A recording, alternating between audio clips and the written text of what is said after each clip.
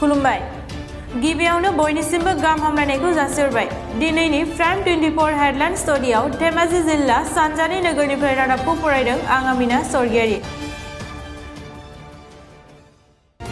2 December खालारखालि जिल्ला UBPOनि मावखुलियाव जथायै जिल्ला UBPOनि बानजायनायाव जिल्ला बर' फरायसा आफाद थुनलाइ आफाद आरो अनसाय आफाद आरो बायदि माहारियारि आफादफोरा जथायै गेदेमा थुनलाइगिरि बर' थुनलाइ आफादनि बारग' आफादगिरि आरो साहित्य एकाडेमिनि बान्था मोनगिरि मानगोनां ब्रजेन्द्र कुमार ब्रह्म बिथांनि आत्माया सोरगोफुरियाव आलो गोजोन सान्थि मोनहैथों बेनि थाखाय ममबाति सावना आरज गाबदों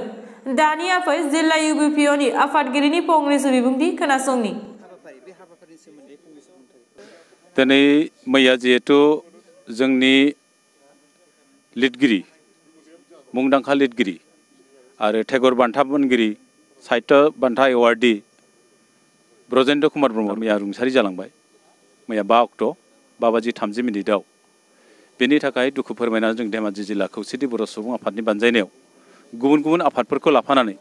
बे सिमेन्ट सापुरि सानजारि नोगोराव दिनै जोंनि बे मावखुलियावनो जों मोनसे दाहा फोरमायनाय हाबाफारि लादों जों बेनि गेजेरजों बेखौनो फोरमायनो नागिरदों जे जिहेतु सारा जोंनि गेजेराव माखासे आदर्श लांदों बे आदर्शफोरखौ जाहाथे जों बर' हारिया जोङो हमथाना लाखिनो हायो मानसिया गोमालांबाबो जाहाथे बिनि आदर्शआ जोंनि गेजेराव थांना थायो जों बेखौनो खावलायदों जे बाथ्रायाव दं जे मानसिया जोनोम जानाय लोगो लोगोनो मानसिखौ अनोनो बयबो किन्तु थैनाय लोगो लोगो बयबो गोसोखाङो किन्तु बे गेजेर समाव जिहेतु खामानि मावना गालांबाय मावनाया बेसो मानसिनि गोसोआव लाखिनो गोनां बाथ्रा किन्तु दिनै ब्रजेन्द्र कुमार ब्रह्म सारा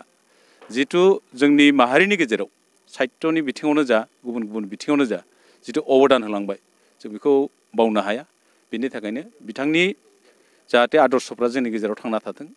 बिनि आसायैनो दिनै जोङो बिथांनि मुङाव जाहाथे सोरगोआव बिथांनि जिउआ आलो गोजोनै थाहैनो हाथों जों गासै जयैनो गासैबो जिबिलाक एलाइड अर्गेनाइजेसनजों खौसेथि बर' सुबुं आफादजों लोगोसे जोंनि जिल्लानि गुबुन गुबुन साहित्य सभा दुलाराय बर' फरायसा आफाद आइजो अनसाय आफाद XBLT जेसेबां आफादफोरजों दङ जों जयैनो बे हाबाफारिखौ दिनै लानाय जाबाय